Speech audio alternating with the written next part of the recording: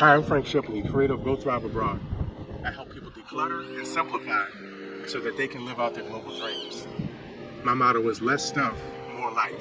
For more information, check out gothriveabroad.com. Thank you for joining Go Thrive Abroad Conversations number 4. I help aspiring expats simplify the process, get organized so they can move abroad with confidence. Today, I have Diana with us. I met her in Playa del Carmen, Mexico, through a mutual friend at his birthday celebration on the beach. Then I met her at another time. A mutual friend again was opening up a salad shop, and he had a grand opening event, and the community came together so we could support him.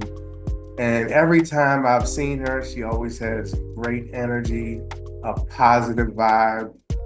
I've never ran into a person that had anything bad to say about her. We all love when she comes around and joins us for various events around Playa del Carmen. So thank you for coming to join me today for Go Thrive Abroad Conversations. Happy today's day, Frank. Thank you for having me. And thank you for all those nice words. How can you have bad energy when you're surrounded by the ocean, the sun, and coconut trees? Exactly. And a lot of good people from all over the world, which is why I really enjoyed meeting you, because Playa is such a diverse community. And so what I wanted to talk with you about is first, uh, I want people to know where you're originally from and what what was life like before you decided to leave your home country? Well, I'm originally from Germany, and the leaving bug already got me in 1998 when my friend called me and said, "Would you like to be au pair for 2 cats?" And I said, "Okay, when and where?"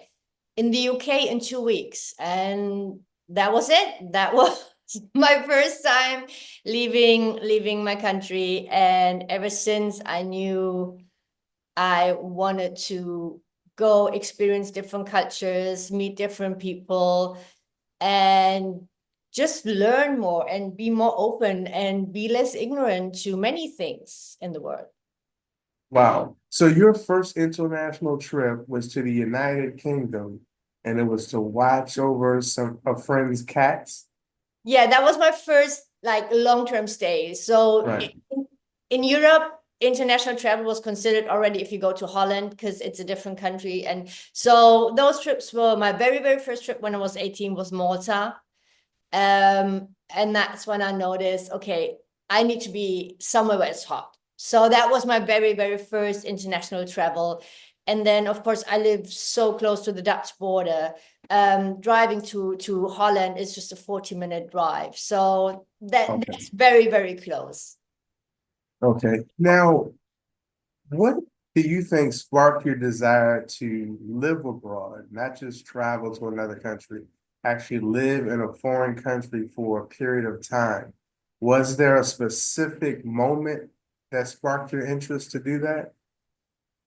I think it was the UK, when I actually lived there, that I realized, okay, I love to be somewhere else as well. I didn't really have so much time to think when my friend called me and said, okay, are you ready? When, yeah, now. So that really didn't give me too much time to think, do I really want to do this? Don't I want to do this? But that definitely ignited something in me, so that I said, okay, I will do that again. And then at one point it was the States, and then at one point it was Trinidad, and at one point it was Mexico. So it's been amazing. And I have to say, the community here is outstanding. Everyone is so nice. Like, like meeting people like you, and different people from other countries. It's just so welcoming. Yeah. It's unbelievable. It's unbelievable. And depending on where I was, a little bit of that country that I visited and lived in is here now, which is super Right. interesting. So yeah, You learn so much traveling. Yeah, I'm listening to your story, and when you went from Germany to the UK, and that really got you to thinking about living outside of your home country, was it like the different foods? Was it the architecture and the culture? Was it something that really got you like inspired to like, okay, I want to experience other cultures? That was exactly it, like experiencing other cultures. My curiosity. I'm a trained journalist, so I'm naturally curious. Okay. And then things that I didn't know, I wanted to learn about. And being introduced to other cultures broadened my horizons so much. I still have so much to learn. I'm very well aware of that. But just by being aware of the fact that you have to learn even more is such it. I can't. It's hard to describe. To Right. to be welcomed amongst others and to learn and have the patience to teach you is such an amazing gift that one can receive, that if you don't travel at all, or if you just travel and you stay at your resort, how do you want to experience that? That's why I say if you travel and you stay at your resort, you can just go to Vegas. That's true. That's true. You don't learn a lot from being at a resort. And when you do travel, you get to experience like different tastes, different types of drinks. Um, Things move at a different pace. Like in the Caribbean, things are slower. So the pace is different and it tests your patience a little bit until you learn how to move in a foreign country. But it is very different. And I think us travelers, we embrace the change and the differences, and it really shakes things up a bit. And we learn so much from meeting people from different cultures, different backgrounds. It's like when I met you and started asking you questions about Germany and your life. And I find that conversation to be enjoying. So I want to ask you about when you first began like traveling and living in other countries long term, did you have to purge your things? How was it as far as being mobile and like all of your possessions and stuff? What did you do about that? So the very first time I left, I was still a student. That was easy. I lived in a 100 square feet room. And so that was, Yeah, I think over that time, my sister moved in because she lived in Holland but went to school to Germany. The next time I went abroad for a longer time, I was a student as well, so it was not a problem to sublet my room. And then that one time when I had an internship in the US. So once I get my visa and everything was done, at the same time I was working as a consultant for expats in Germany. And lo and behold, there was someone who was looking for an apartment for long term. So I sublet my apartment with all my belongings and put some things in storage that were personal and took some things with me that I could take. yeah, And after that, I was only traveling for 1 month or two, so it wasn't such an issue. And since I already knew that I like to travel, I didn't have a big apartment because it wouldn't be worth it. And me being German, we are very frugal sometimes. So okay, if I had a big apartment or if I had a house, I might have never traveled. So sometimes I personally feel those things can hold us back. Unless we decide, you know what, I'm gonna rent out my house, I'm gonna rent a small apartment where I live in Germany, in the US, wherever, and then I'm gonna travel back and forth, something like that. But honestly, if I had property, I may not have traveled like that. yeah. It can be difficult because Americans, a cultural difference here. Americans, we love to shop and consume and fill up our houses with all this stuff. But being that you like to be mobile and you've lived in different countries, it's from the beginning, it's been easier for you to not have all the things and move around and be free. So I think that's interesting how that's been a benefit to you not being bogged down with all this stuff. Well, I had some help by nature. So I had in Germany we have basements, so you basically have extra storage all the time, and we had a flooding. So everything that you can't get rid of because you think you're attached to it, and it's just things because the emotions are inside of you, the memory is inside of you. It's just a thing. And so Mother Nature helped me with that. And I was very grateful because it would have taken me months or years to, to Right, declutter.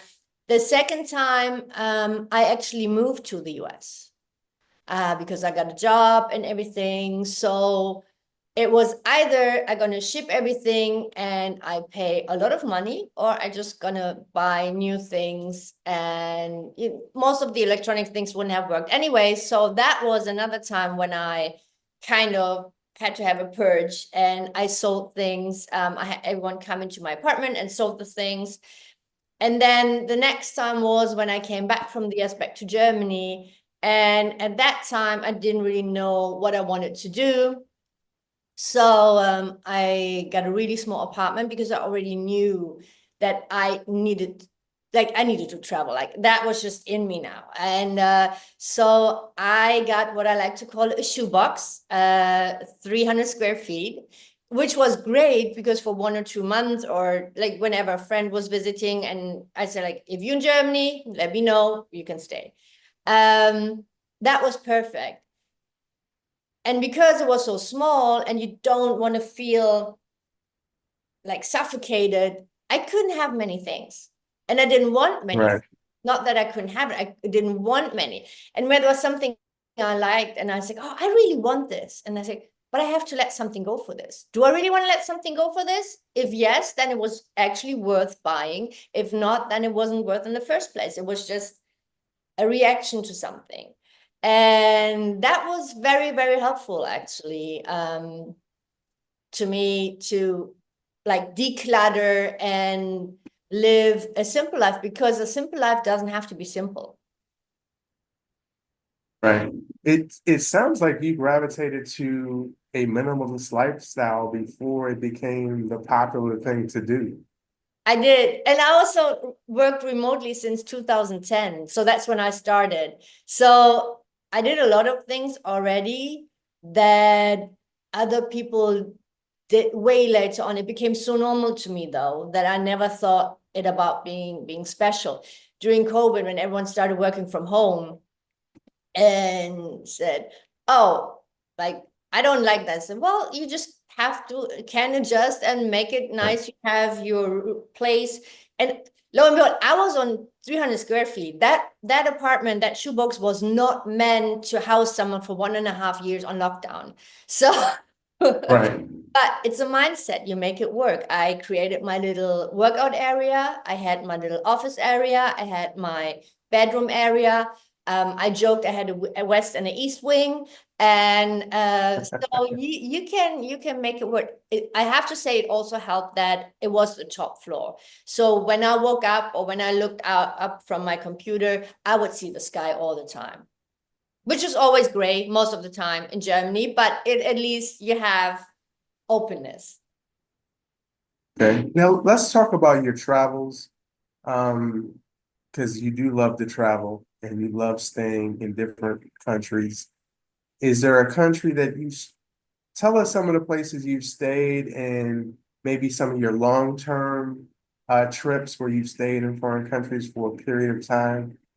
Tell us about some of those countries. So of course I travel a few countries in Europe, although I joke sometimes Americans have been to more European countries than I have. I love to explore the US. I love to explore I was in Cuba, and Cuba was like a big mama. The salsa is hugging you when you get off the plane. And that was my first experience in the Caribbean, and I loved it. And then later in life, I went to Trinidad. And that was after Carnival. So wasn't influenced by Carnival, because it's easy to love Trinidad once you attend Carnival. The energy is amazing, but I actually was there after it happened, and I wanted to stay 3 weeks. I ended up staying 3 months, no, 2.5 months. And I prefer the long-term stays, because at one time said I'm too old to travel like 24 hours just to stay for a week. So Right, right. I always had friends on there, so that I always could make sure I'm safe. I admire the women that I've met here in Playa that are traveling by themselves. Um, and they are amazing. They're just so courageous. Until recently, when I came to Mexico, actually, I always knew someone where I was traveling to. Yeah. So, yeah, living in Trinidad for 2.5 months, that sounds amazing. That was your first trip in the Caribbean. And what, and also I've been to Cuba as well. And Cuba is a different place. It's very interesting. You do certainly appreciate your rights that you have to be able to leave Cuba and come back if you wish, and you're not confined to some of the laws that they have to abide by. What is it about Trinidad that had you extend your stay and be there for 2.5 months? My best friends, that are like family to me, and Soka, the food, everyone who was there, who was so welcoming, and the food. I just love, if you, oh, Trini doubles are just different, or roti, and to experience everything. Then there's the sister island, Tobago, where I made friends as well. A friend of mine, she has horses there that are running free by the beach. So if I look at the beach in your background in the morning, they would run all the way to no man's land and then grass there. And then in the evening, they would come back. That is an amazing experience.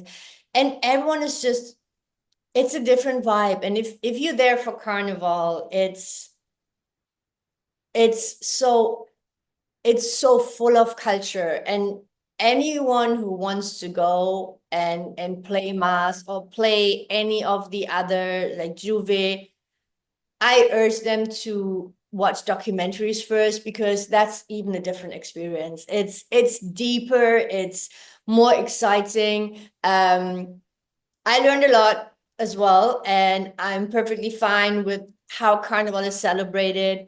And it's just, I love the country, but I also know I wouldn't be able to live there. Um, it's yeah, it's just like one of those things. So that's why I go and visit and enjoy the food, the culture, and everything. And yeah.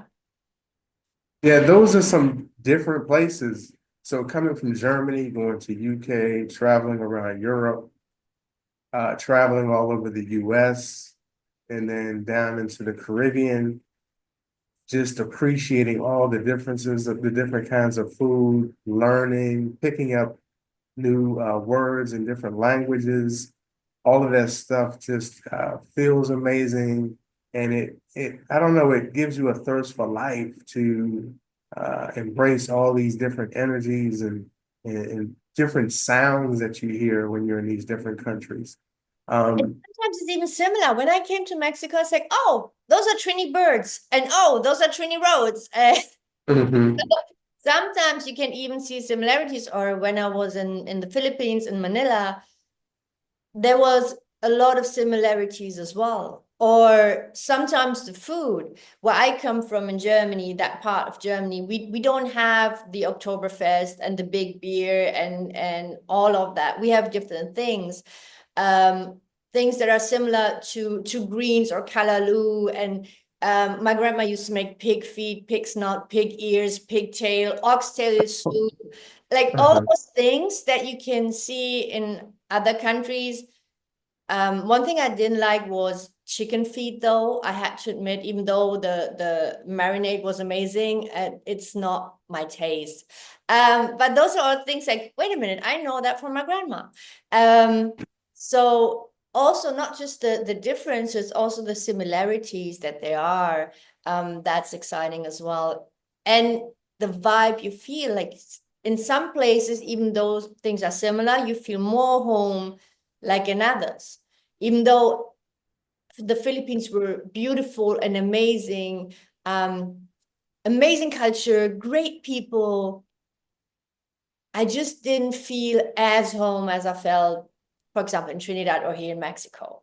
So that's Yeah. interesting to see. Even though everything was perfect, it just something is different. And others, they say, like, I love Thailand, I love Philippines, I love all about Asia, even though like even in Asia, like there's so many differences in cultures. Um, it's different vibes. That's important that you said that because being flexible in your travels is important. There are certain cities or countries that may not feel like home. It may feel like just a vacation or for a short period, a couple weeks. And then there's other places you'll feel it. You're like, you know what? I could live here for a couple months, or I could stay here for the year. And Playa has kind of been that place for me and my wife. We've been here for 3+ years. And we travel from here, but we gravitate back to Playa. It's been like a good home base for us. So yeah, I do resonate with what you said about the Philippines. You enjoyed your stay there, you had fun there, it's interesting, but it wasn't a place where you wanted to call home for an extended period. Right. So yeah. So if you were to talk to people who are aspiring to leave their home country, uh, to go off and live in other foreign countries, what kind of advice would you have for someone who's interested in doing that? Depending on how long, test live first. Just because you are there on vacation doesn't mean that you would want to live there. And just because you want to live there and love the country and can live there three months or maybe 4 months out of the year doesn't mean you want to move there. As well as always abide by immigration laws. Make sure that you do not violate them, because otherwise there's going to be bad outcome, and nobody wants that just because of ignorance or because this person said, that person said. That's why people like you are important, to help others to make the right steps and not step aside and all of a sudden it's not a curb, it's a whole cliff and they fall down. So that's why I think your work is super, super important, because it helps others to stay safe. Yeah, I want people to travel more. I think we want people to travel more and see the world and embrace different cultures and learn about different people and history of different countries and cities. I think that's important for growth and learning about the world. So yeah, I enjoy your story. I look forward to the next time I see you at an event. I mean, your travels from Germany to the UK to the US to all around the Caribbean is an amazing story. I know it's going to inspire others to learn more about the world and get out there and travel. Is there a way that folks can follow you, or how can they be in touch? So I'm on Instagram and TikTok, Diana Lammerts. You can always find me there and follow my posts and what I post.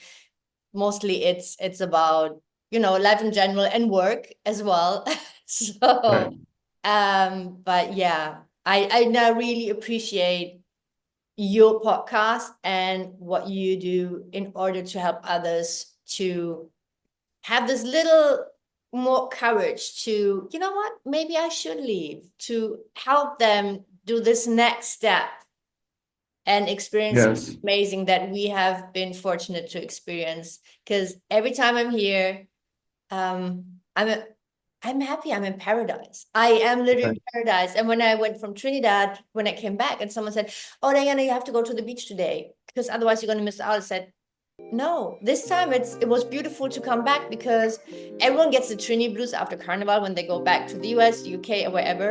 And I said, "I'm not, because I go from one paradise to another."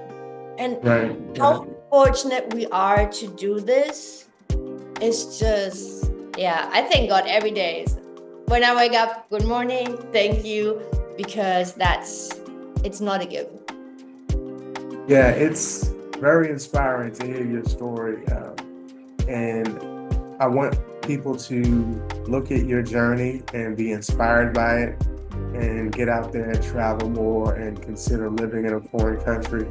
I'll include your socials on the video so folks can find you. You can also find me at Go Thrive Abroad on YouTube, as well as on Facebook, Frank Shipley, Go Thrive Abroad. So Diana, I want to thank you for joining me on Go Thrive Abroad Conversation. This is a fourth conversation, an important one that we had. And thank you so much. And I look forward to seeing you out and about and flying.